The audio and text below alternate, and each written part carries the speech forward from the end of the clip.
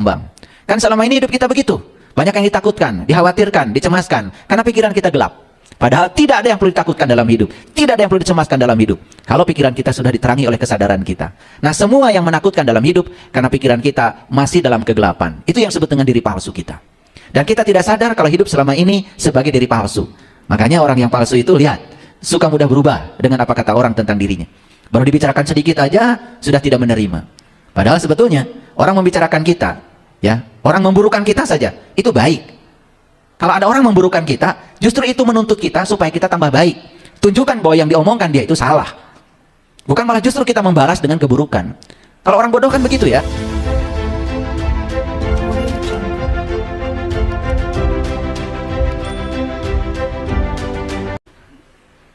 Oleh karena itu hari ini kita akan berbicara satu rahasia yang luar biasa yang akan saya bagikan.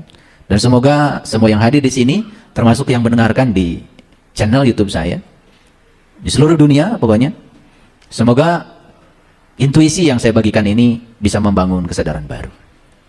Karena hari ini kita akan berbicara bagaimana cara semesta melihat identitas diri. Bagaimana cara semesta melihat identitas diri. Dan cara semesta melihat identitas diri akan berlanjut dengan bagaimana cara semesta memperlakukan kita. Jadi kita akan diperlakukan oleh semesta tergantung identitas diri kita yang dikenal oleh semesta. Ternyata semesta itu melihat identitas diri kita bukan apa jenis keyakinannya, bukan siapa namanya, bukan asalnya dari mana, bukan keturunan siapa, tapi semesta melihat identitas diri kita berdasarkan energi, frekuensi, dan vibrasi yang kita miliki. Nah, kira-kira itu kajian kita hari ini. Oleh karena itu, mari kita puji Allah bersama-sama membaca hamdalah. Alhamdulillahirrabbilalamin. Mari kita awali kajian ini bersama-sama memohon ridho dan berkah Allah. Semoga Allah meridhoi, memberkahi, sekaligus membuka pikiran kita seluas-luasnya. Karena pikiran yang terbuka pasti akan menyelamatkan. Oleh karena itu, jangan sampai pikiran kita tertutup. Karena pikiran yang tertutup itulah sumber penderitaan. Pikiran yang tertutup itulah sumber segala kehinaan yang akan kita rasakan dalam kehidupan ini. Oleh karenanya, mari kita sapa asma Allah dengan kelembutan dan cinta. Ya Allah, bukakanlah pintu pikiranku agar ilmu yang hendak Engkau sampaikan kepadaku hari ini membuka semua ketertutupan batinku, membuka ketidakjujuranku, memporak-porandakan semua kebodohanku, kesombonganku, keakuanku. Mari kita sapa asmanya dengan membaca basmalah. Bismillahirrahmanirrahim. Saya akan mengawali kajian ini dengan menyampaikan satu pernyataan penting yang ini sering diulang-ulang oleh saya. Ini pernyataan ini disampaikan oleh seorang fisikawan yang sangat jenius. Namanya Nikola Tesla. Dan Tesla itu diabadikan di fisika menjadi satuan untuk medan magnet. Jadi kalau kita punya medan magnet, kekuatan medan magnet itu dinyatakan dalam Tesla. Ada juga ya temannya Tesla, namanya Gauss. Nah itu ada juga satuan medan magnet dalam Gauss. Tetapi saya tidak akan berbicara itu. Apa yang disampaikan Nikola Tesla? Beliau mengatakan satu pernyataan yang sangat penting. Jika kau ingin menemukan rahasia di balik semesta, berpikirlah dalam terminologi energi, frekuensi, dan vibrasi. Jadi kalau kita ingin tahu rahasia semesta, kita harus punya sudut pandang terhadap semesta itu dari sudut pandang energi, frekuensi, vibrasi. Saya jelaskan satu-satu ya, supaya orang awam juga bisa mengerti. Apa sih energi? Energi itu kemampuan untuk melakukan usaha. Karena kita punya energi, maka kita bisa beraktivitas. Sumber energi banyak. Yang pertama, sumber energi terdapat di makanan. Karena makanan yang kita santap, awalnya itu berwujud materi. Nasi materi, jagung materi, kedelai materi.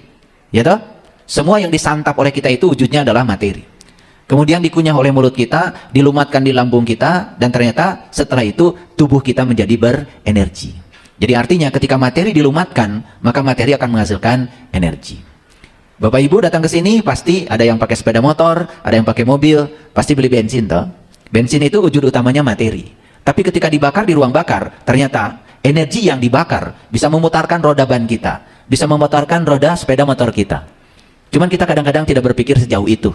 Pokoknya kalau sudah beli bensin, yang penting mobil jalan.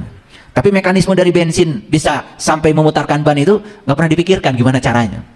Makanya kalau orang lain itu kan mencipta, ya, menciptakan di mobil itu ada yang namanya piston, bahasa sederhananya seher, ya, ada ring seher, ada ruang bakar, ya, ada karburator, kan gitu.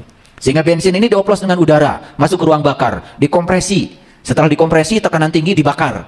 Ada api busi di bensin di mobil itu, ya toh? Ada businya itu. Busi itu adalah suatu elektroda yang bisa menimbulkan loncatan bunga api listrik. Sehingga ketika sudah dikompresi, terjadi loncatan bunga api listrik, terjadi ledakan yang hebat. Sehingga pistonnya itu melakukan usaha. Jadi sebetulnya orang itu mencipta, ya, mencipta sesuatu, mengikuti cara Allah mencipta. Jadi tidak ada ciptaan yang ada di sekitar kita itu tidak mencontoh Allah. Semua itu mengkopi Allah. Ayo, laptop mengkopi cara bekerja otak. Mobil mengkopi cara bekerja tubuh kita. Semua ciptaan di sini itu sebetulnya adalah mengkopi. Ide awalnya itu tetap dari bagaimana cara Allah mencipta. Makanya Allah disebut Maha Pencipta.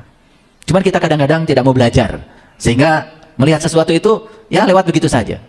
Tidak ada pertanyaan mengapa itu terjadi. Oleh karena itu, maka energi adalah kemampuan untuk melakukan usaha. Perlu energi? Nah, energi itu terdapat pada makanan dan minuman. Tetapi energi juga terdapat di sini nih, di ruang kosong ini. Orang boleh tidak makan 3 hari, masih hidup. Orang boleh tidak minum 3 hari, masih hidup. Tapi orang tidak mungkin tidak bernapas 3 hari. Dan kita lupa bahwa sebetulnya mekanisme bernafas itu sebetulnya menarik energi yang tanpa batas dari ruang ini. Dan ruang kosong ini meliputi seluruh semesta. Dan ternyata semesta yang tanpa batas itu, ya, jumlah ruang kosongnya itu 99,99%. Lebih banyak ruang kosongnya daripada isinya.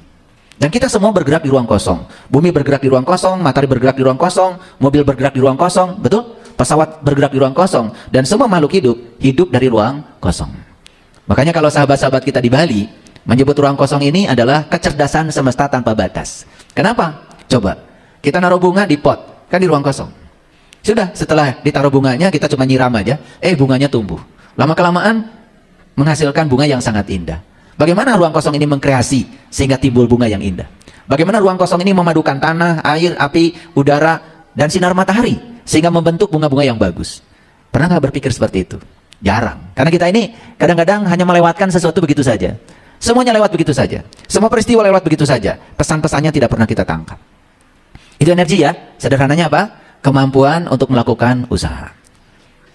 Nah, apa itu frekuensi? Frekuensi itu banyaknya kejadian persatuan waktu. Sederhana, ya. Frekuensi kelahiran. Kan banyaknya orang lahir dalam 1 hari misalnya. Bisa dalam 1 minggu. Waktunya bisa terserah kita. Bisa dalam 1 tahun. Banyak orang meninggal dalam 1 hari. Itu frekuensi. Banyaknya mobil yang lewat di depan masjid ini. Itu frekuensi. Nah, frekuensi itu bisa besar, bisa kecil. Frekuensi besar berarti banyaknya kejadian persatuan waktu banyak. Frekuensi kecil, banyaknya kejadian persatuan waktu sedikit. Gitu. Nah, terus apa vibrasi? Vibrasi itu getaran. Setiap yang bergetar, ya banyaknya bergetaran persatuan waktu, itu juga frekuensi. Oleh karena itu kalau kita berbicara energi, pasti di dalamnya ada frekuensi, pasti di dalamnya ada vibrasi. Nah, ternyata alam semesta ini semuanya itu adalah energi.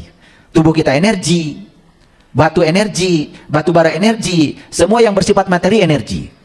Air energi juga. Coba, gara-gara ada air mengalir, maka bisa memutarkan turbin. Turbin digerakkan oleh air, bisa memutarkan dinamo. Karena dinamo bergerak oleh air, maka dinamo menghasilkan listrik. Listrik kan energi. Setelah datang ke rumah kita, kita butuh energi. Sekarang ibu-ibu udah males, ya, melembutkan bumbu-bumbu pakai cara tradisional. Semuanya mau pakai blender, betul nggak? Iya.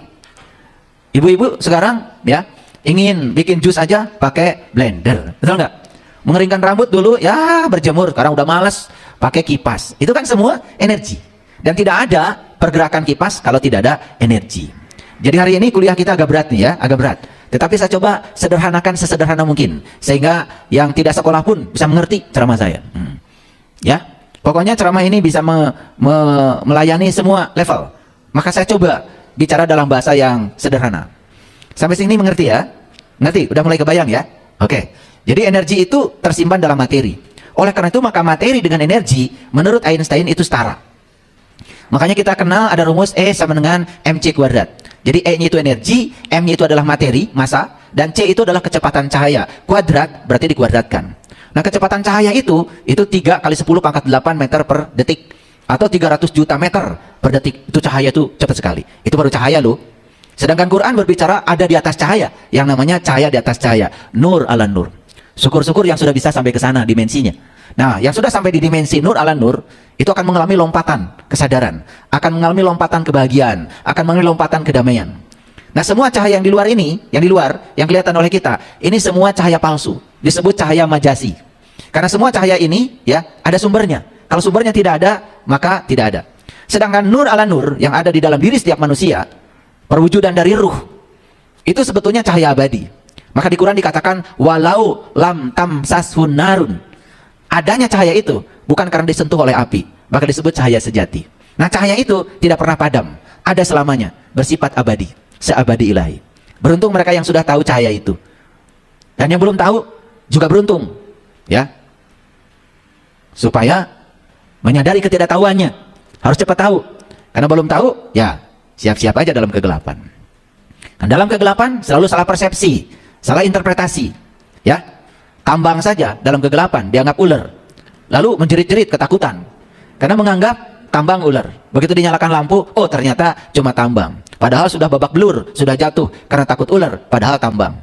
Kan selama ini hidup kita begitu, banyak yang ditakutkan, dikhawatirkan, dicemaskan karena pikiran kita gelap. Padahal tidak ada yang perlu ditakutkan dalam hidup, tidak ada yang perlu dicemaskan dalam hidup kalau pikiran kita sudah diterangi oleh kesadaran kita. Nah, semua yang menakutkan dalam hidup karena pikiran kita masih dalam kegelapan. Itu yang disebut dengan diri palsu kita. Dan kita tidak sadar kalau hidup selama ini sebagai diri palsu. Makanya orang yang palsu itu, lihat, suka mudah berubah dengan apa kata orang tentang dirinya. Baru dibicarakan sedikit aja sudah tidak menerima. Padahal sebetulnya orang membicarakan kita, ya, orang memburukan kita saja, itu baik. Kalau ada orang memburukan kita, justru itu menuntut kita supaya kita tambah baik. Tunjukkan bahwa yang diomongkan dia itu salah. Bukan malah justru kita membalas dengan keburukan. Kalau orang bodoh kan begitu, ya. Orang membicarakan keburukan, kita bicarakan juga keburukan dia. Ya, sama gilanya. Harusnya ketika orang menceritakan keburukan kita, tunjukkan bahwa kita tidak seperti yang diceritakan oleh mereka. Bahwa mereka itu salah. Justru itu adalah motivasi supaya kita tambah baik. Apa yang diceritakan mereka itu salah. Dan kita punya kesempatan untuk membuktikan kesalahan itu. Sehingga kita bisa menunjukkan bahwa kita benar. Harusnya kan begitu, ya. Nah itu, ya. Sebetulnya energi itu awalnya netral. Menjadi negatif, menjadi positif, tergantung cara kita menggunakannya.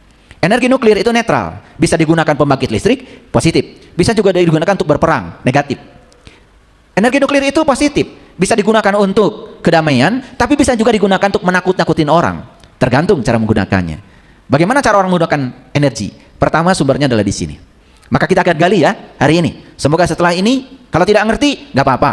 Rekamannya nanti bisa didengar berulang-ulang. Karena kadang-kadang, ya, kita ini sulit mengerti, ya, gampang lupa.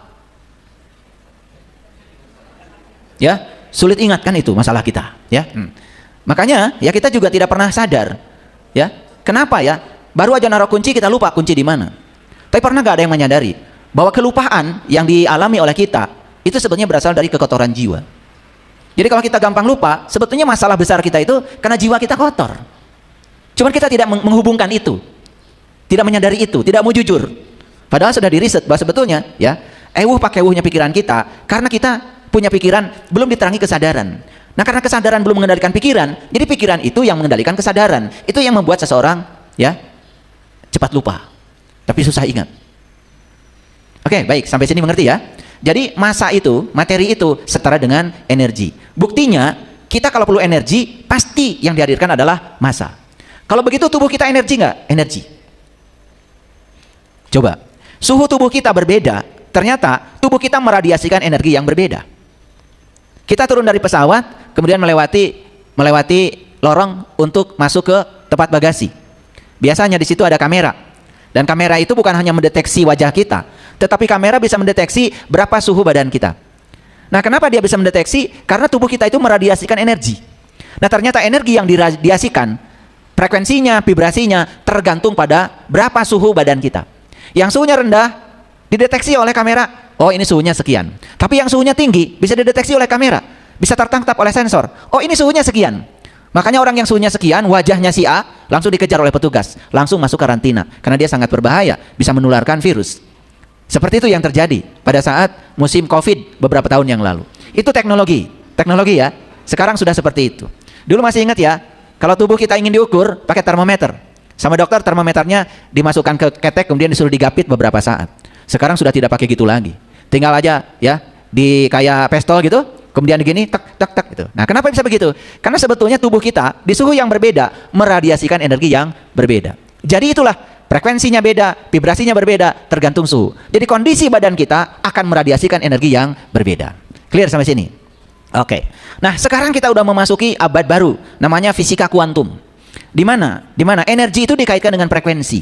Jadi energi sama dengan H dikalikan F. H itu konstanta alam dan F-nya itu frekuensi. Artinya makin besar frekuensinya, makin besar energinya. Jadi semakin jelas bahwa ilmu pengetahuan sudah membuktikan apa yang dikatakan oleh Nikola Tesla, bahwa kalau kita ingin tahu rahasia semesta, pandanglah semesta dari sudut pandang energi, vibrasi, dan frekuensi. Ini bab kita hari ini. Bab kita hari ini. Nah, terus diri kita ini dikenali oleh semesta berdasarkan apa? Berdasarkan energinya. Lalu kehidupan kita di semesta ini akan seperti apa? Sesuai dengan tingkatan energi kita. Makanya orang yang hari ini berpikirnya negatif, ya pikirannya terbatas, pikirannya selalu mengatakan, saya tidak bisa, itu tidak mungkin. Pasti hidupnya sangat berbeda dengan orang yang mengatakan, saya bisa, itu mungkin. Beda. Jadi sebetulnya yang membatasi kehidupan kita ini sebetulnya adalah pikiran kita sendiri. Clear sampai sini? Oke. Jadi Bapak Ibu energi bukan? Energi. Pikiran Bapak Ibu energi bukan? Energi. Perasaan Bapak Ibu energi bukan? Energi. Nih ya. Banyak sekali riset yang membuktikan bahwa energi seseorang itu bukan sekedar bisa ditangkap oleh sensor, tetapi tubuh kita pun bisa menjadi sensor. Contoh, ada orang yang energinya negatif. Kita ini dekat dengan dia, bisa nggak merasakan energinya dia? Bisa. Cuman kita tidak berani aja mengatakan itu, betul nggak? Karena menjaga perasaan orang lain. Belum bicara, belum apa, baru dari raut wajahnya saja, energinya itu sudah terbaca oleh kita. Ini bukan ilmu perdukunan, ini fisika. Ini bukan ilmu nujum, karena saya tidak mengajarkan itu. Ini fisika, ini fisika. Makanya orang yang semakin orang itu bersih, semakin bersih jiwanya, semakin bersih pikirannya, biasanya semakin peka. Nah, kepekaan itu bisa mendeteksi. Dan itu sebenarnya karunia yang sangat luar biasa dari semesta. Kalau saya menyebut semesta, yang dimaksud oleh saya adalah alam semesta dengan segala isinya, termasuk pengendali di belakangnya. Jadi kalau saya bilang semesta ya, kita janji ya, ini alam dengan segala isinya yang tanpa batas ini, dengan pengendali yang ada di belakangnya. Ya, karena semesta ini tidak mungkin, alam semesta ini tidak mungkin berjalan kalau tanpa ada pengendalinya. Ternyata tubuh kita pun tersusun oleh atom. Nah, atom itu sama dengan alam semesta. Atom itu ternyata materinya cuma sedikit, ruang kosongnya lebih banyak. Atom yang membentuk tubuh kita, ruang kosongnya 99,99%. Jadi sebetulnya tubuh kita itu dibangun oleh energi. Cuman kita banyak yang tidak menyadari. Oke. Satu contoh sederhana. Satu contoh sederhana. Bapak Ibu suka berdoa? Suka berdoa? Suka. Kalau berdoa itu gimana?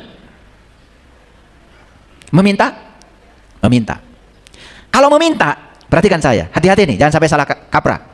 Kalau kita meminta, ada kata-kata bijak, siapapun orang yang masih meminta, itu pertanda dia belum merasa diberi. Ulangi ya. Ketika seseorang meminta, berarti energi dia berada pada kondisi memiliki atau tidak memiliki? Tidak memiliki. Kalau saat dia meminta, kondisi dia itu berarti sedang merasa tidak memiliki. Kalau dia sedang merasa tidak memiliki, berarti dia sedang berada di frekuensi tidak memiliki, vibrasi tidak memiliki, energi tidak memiliki. Maka yang akan datang itu pasti yang serupa. Segala potensi yang membuat dia tidak memiliki. Makanya ada loncatan besar ketika berdoa. Berdoa itu sebetulnya melepaskan frekuensi. Berdoa itu melepaskan vibrasi.